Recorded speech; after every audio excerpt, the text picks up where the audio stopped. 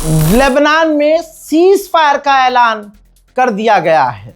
जी हां, आखिरकार Donald Trump ने ट्वीट कर दिया है, सीज फायर का ऐलान हो गया है। आप कहेंगे रजा भाई एनर्जी लो क्यों है, रजा भाई खुश क्यों नहीं है, रजा भाई आपके चेहरे पर खुशी नहीं है। दोस्तों, उसकी वजह ये सीज फायर जिस तरह का है वो है। आपकी स्क्रीन पर लगा रहा हूं, पढ़ लीजिएगा। दोस्तों, कुल मिलाकर शॉर्ट में ये है कि ये सीज फायर सिर्फ 10 दिन का है। डोनाल्ड ट्रंप ने लिखा है कि मैंने अभी लेबनान के सम्मानित राष्ट्रपति जोसेफ और इजराइल के प्रधानमंत्री बीबी नेतन्याहू के साथ बहुत अच्छी बातचीत की है। इन दोनों नेताओं ने सहमति जताई है कि अपने देशों के बीच शांति स्थापित करने के लिए वो ऑफिशियली रूप से आज शाम 5 बजे से 10 दिनों तक के लिए सीज फायर की शुरुआत कर रहे हैं। मंगल को हमारे महान विदेश मंत्री मार्को रूबियो के साथ वॉशिंगटन डीसी में 34 वर्षों में पहली बार इन दोनों देशों के बीच मुलाकात हुई। मैंने उपराष्ट्रपति जेडी वेंस, विदेश मंत्री रूबियो और joint chief of staff chairman Dan Razin Caine को इजराइल और लेबनान के साथ मिलकर एक स्थायी शांति कायम करने के लिए निर्देश दिया है। दुनिया भर में 9 जंगों को सुलझाना मेरे लिए सम्मान की बात है और यह मेरा 10वां युद्ध होगा, तो चलिए इसे पूरा करते हैं। यानी पूरी दुनिया में जो दावा कर रहा है ये गुलाबी सूअर के मैंने जंग रुकवाई है, अबे हराम के जने शुरू भी तो तू नहीं करवाई है। ईरान का और अमेरिका का युद्ध ऐसा है कि साला ये खुद नहीं रुकवा पाया। ईरान ने 40 दिन बजाया है, दुनिया याद रखेगी। और अंध वक्त जो भारत में पनप रहे हैं और जो नाजायज औलाद इजराइल की यहाँ है, मुझे नहीं पता वो प्रक्रिया कैसी होगी कि जो इजराइल को अपना सगा भाई कह रहा है उसने इजराइल को यहाँ बुलाया था, किसी इजरायली को, या अपनी अम्मा को वहाँ लेके गया था, आई डोंट नो। और मुझे उसमें जाना भी नहीं है। माशाल्लाह उसने एक्सेप्ट कर लिया है कि सगा भाई है, तो वो प्रक्रियाएं भी सारी हुई होंगी। बहरहाल मैं बस इतना कहना चाहता हूं कि 10 दिन का सीज फायर है, ये ईरान की जीत है। अब आप कहेंगे रजा भाई हर चीज ईरान की तरफ, नहीं, समझ नहीं रहे। गुलाबी सुअर को इतना मारा है ईरान ने कि अभी तक लाल और लाल हुआ पड़ा है। और आप जानिए ये शर्त ईरान की थी, ये शर्त ईरान की थी कि पहले सीज फायर लेबनान में हो, तब हम आगे बात करेंगे। लास्ट जब बातचीत फेल हुई इस्लामाबाद में, तो उसमें एक वजह यह भी थी कि सीज फायर नहीं कर रहा था लेबनान में, इजराइल हमला कर रहा था। फिर दूसरी वजूहात भी सामने आई, डील कैंसिल हो गई।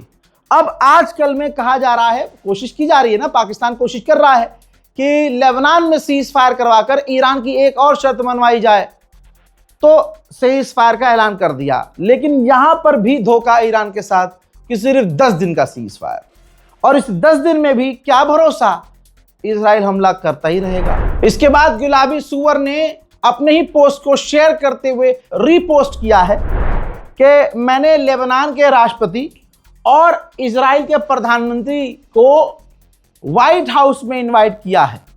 ये दोनों देशों के बीच इतिहास की सबसे बड़ी मुलाकात और मीटिंग होगी।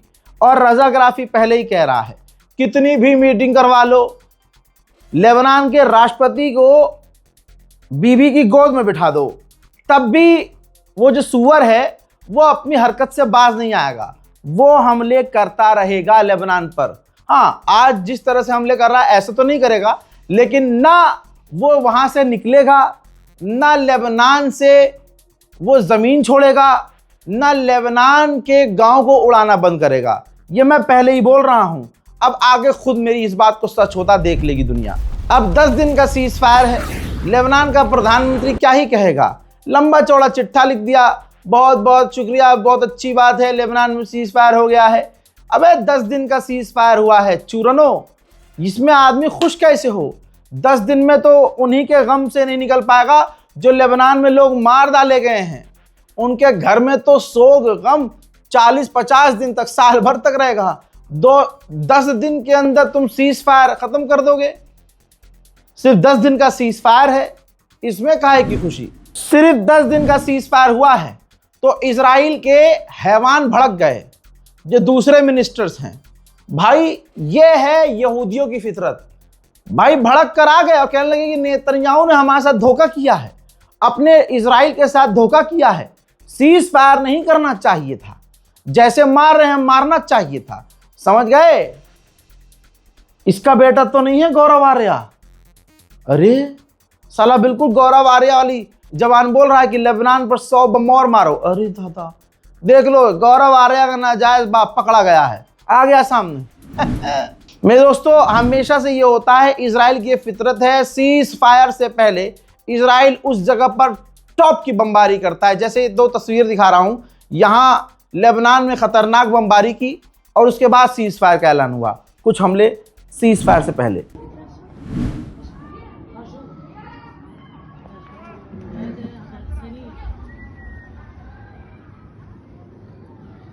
غار على منتصف السكسكية. بلا شفنا الصاروخ كيف ما شفنا حربي. अब इसका मतलब ये नहीं कि हिजबुल्लाह शान बैठा था। ये देखिए, हिजबुल्लाह का भी रॉकेट आया था और इजराइल के खुले इलाके में गिरा था। अब क्योंकि उसकी फितरत है ना, उसको क्रेविंग होती रहती है, कहाँ अब मिसाइल कहाँ मारूं, अब रॉकेट कहाँ मार दूं, रॉकेट कहाँ मार दूं, कहाँ मारूं, चलो कहीं नहीं तो गाजा में मार देते हैं। तो इजराइल ने फिर गाजा पर बमबारी की, 3 लोग मारे गए, 3 लोग आज गाजा में मारे गए, 6 लोग कल गजा में मारे गए, 4 लोग परसों गजा में मारे गए। यानी जैसे जैसे यहां से उसका ध्यान ईरान से लेबनान से ध्यान हटा तो इसको हो रही है ना बेचैनी, फिर कहां मारूं, बम मारे बिना ये रह ही नहीं सकता।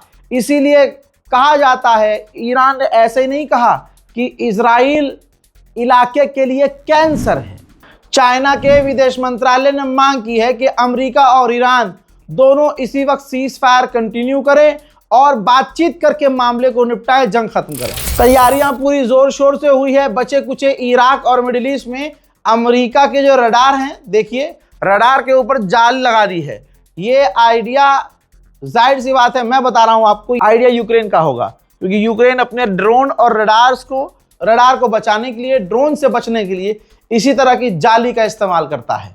तो यानी जो सीज फायर हुआ है, इसमें अमेरिका ने पूरी कोशिश की है कि तैयारी कर ली जाए और अपने डिफेंस सिस्टम को, रडार को बचाया जाए।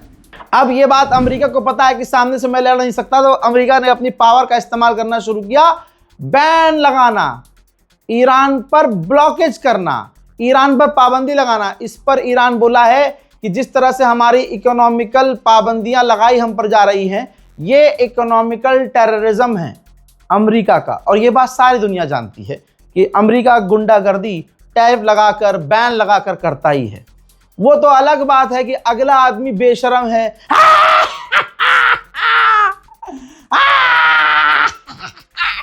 माय फ्रेंड, अगला बेशरम है तो वो टैरिफ लगाता रहेगा, वो लगवाता रहेगा, वो मुंह फाड़ के करता रहेगा, क्या कर सकते हो। सुनिए, जैसा मैंने कहा था वैसा हुआ। ये खबर तो मैं कोई स्क्रिप्ट थोड़ी देख रहा हूं, अभी पता चला है कि सीज फायर जो लेबनान में हुआ है, इस सीज फायर के बावजूद इजराइल की फौज लेबनान से बाहर नहीं निकलेगी। लीजिए, मैं तो सोच रहा था 2 घंटे बाद मैं सच्चा साबित होऊंगा, हैंड टू हैंड रिपोर्ट आ गई। मेरे दोस्तों, अमेरिका की एक और बात यार, ये गुलाबी सुअर कैसे जिंदा है भाई, आप कोई और हो शर्म से मर जाए। ये देखिए, रिपोर्ट यह आई है कि अमेरिका ने जो ब्लॉकेज किया हुआ है स्ट्रेट ऑफ हॉर्मुज में, जो बैरिकेड किए हुए हैं, जो ज्यादातर जहाज हैं वो अमेरिका की धमकी नहीं मान रही हैं और निकल रही हैं बैरिकेड तोड़ तोड़ के। बताइए, जैसी इज्जत, जितनी इज्जत ईरान को पाकिस्तान ने दी, पाकिस्तान को उससे कहीं ज्यादा इज्जत ईरान दे रहा है। ये देखिए, आसिम मुनीर IRGC के हेडक्वार्टर भी गए, यहां ईरान के फौज के टॉप के लीडर, टॉप के कमांडरों से मिले। भाई, उनका खतरनाक लेवल का स्वागत किया गया। जाहिर सी बात है, अरबों के पेट में तकलीफ हो रही होगी कि साला डील एग्रीमेंट हमसे है और ये वहां जाके जो है सुपर हीरो बन रहे हैं। और ईरान की फौज से मिलने का क्या मतलब है, ईरान के सीनियर कमांडरों से मिलने का क्या मतलब है। बहरहाल, हम मानेंगे नहीं क्योंकि हम इंडियन हैं, लेकिन हकीकत यह है कि पाकिस्तान हर तरफ से चमक रहा है, हर कोई पाकिस्तान को फ़ोन कर रहा है, हर विदेश मंत्री। और देखिए, ये काम हमारा था, हमारी विदेश नीति है दुनिया में शांति लाने की। लेकिन जब हमारी सरकार ऐसी बन चुकी है जिसको शांति से मतलब है ही नहीं, उनको पता है कि हम अशांति फैलाएंगे, अशांति को सब। भारत के अंदर का हाल देख लो भैया, अंदर हाल देखो ना, कुर्सी बची रहनी चाहिए चाहे उसके लिए कुछ भी करना पड़े। ये है हमारी फिलहाल विदेश नीति। मेरे दोस्तों, इजराइल की आवाम भी, ये इजराइल का सबसे बड़ा अखबार है, इजराइल की आवाम में गुस्सा पैदा हो रहा है क्योंकि अब उनको दिख रहा है कि इजराइल की जो हमारी गवर्नमेंट है वो अमेरिका के लिए काम कर रही है, अमेरिका के साथ काम कर रही है, अमेरिका के फायदे के लिए काम कर रही है। ऐसे ही अमेरिका के लोग किलस रहे हैं कि हमारी जो ट्रंप की सरकार है वो नेतन्याहू की सुन रही है। तो दोनों देश, अमेरिका, इजराइल, इन दोनों देशों की जो आवाम है अब अपने अपने सरकारों से ऊब रही है।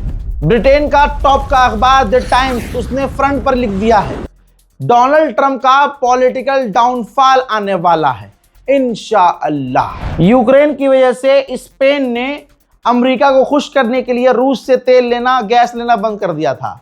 लेकिन अब उल्टा यह हो गया कि इस ईरान की जंग की वजह से स्पेन ने अपने इतिहास में सबसे ज्यादा गैस, वो भी अच्छी कीमत पर, रूस से खरीदी है।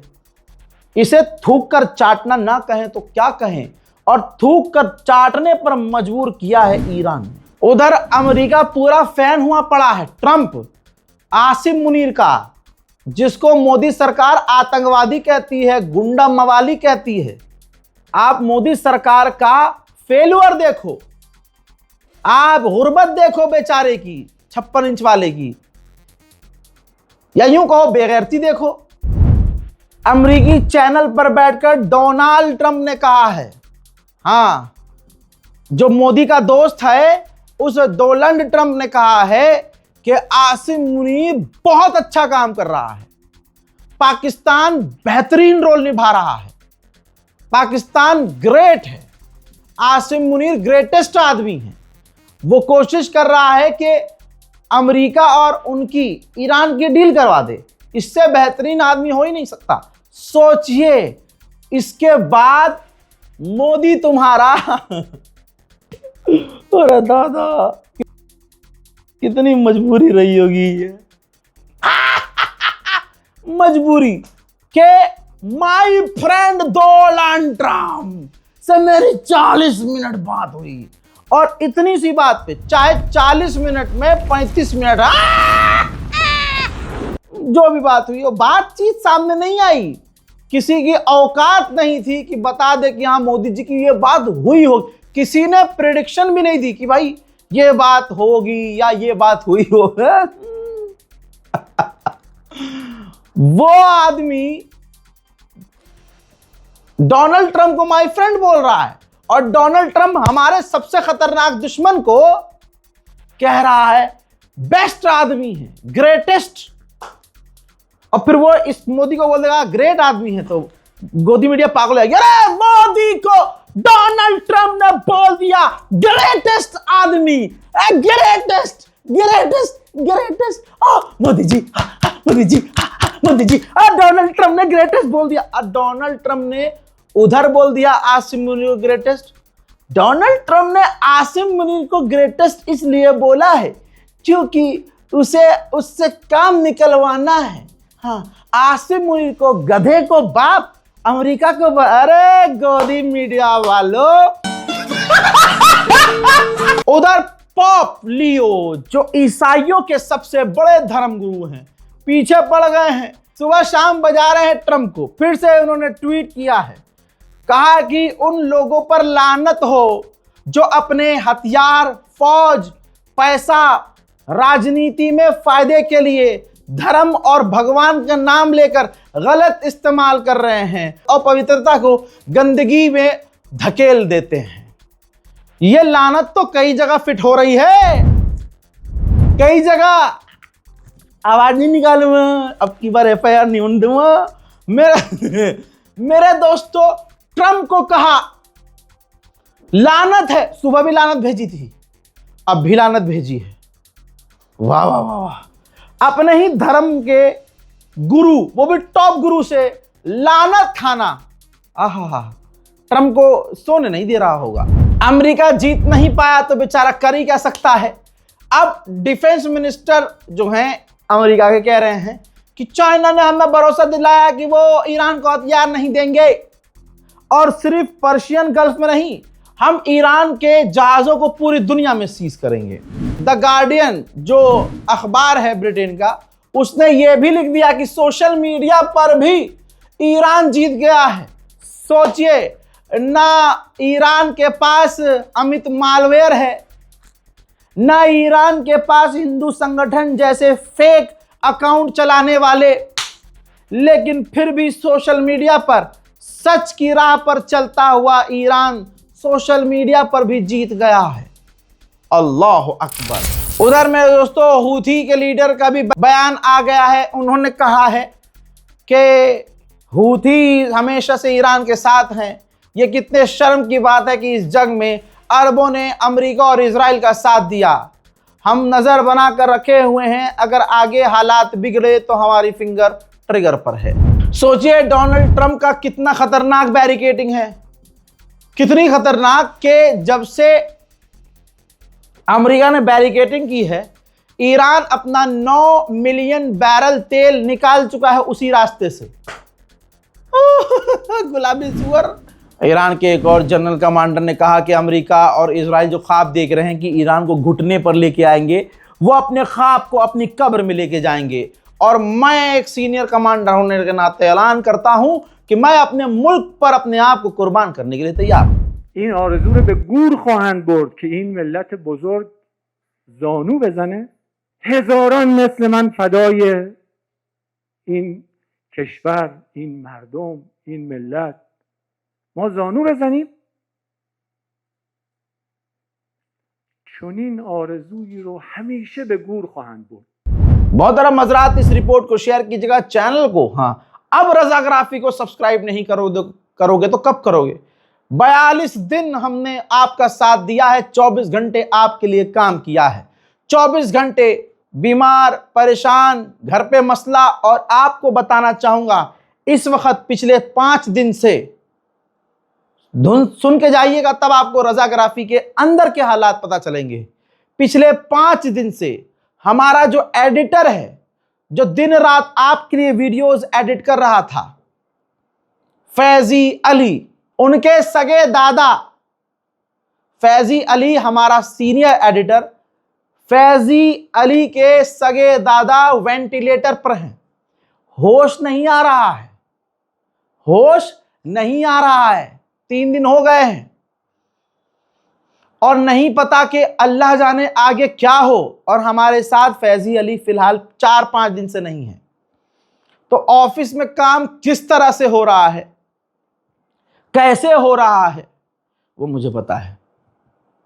और वहां फैजी अली की क्या कंडीशन है, जिसने पूरे 40 से 41 दिन आपके लिए वीडियो एडिट करके आपके सामने रखा।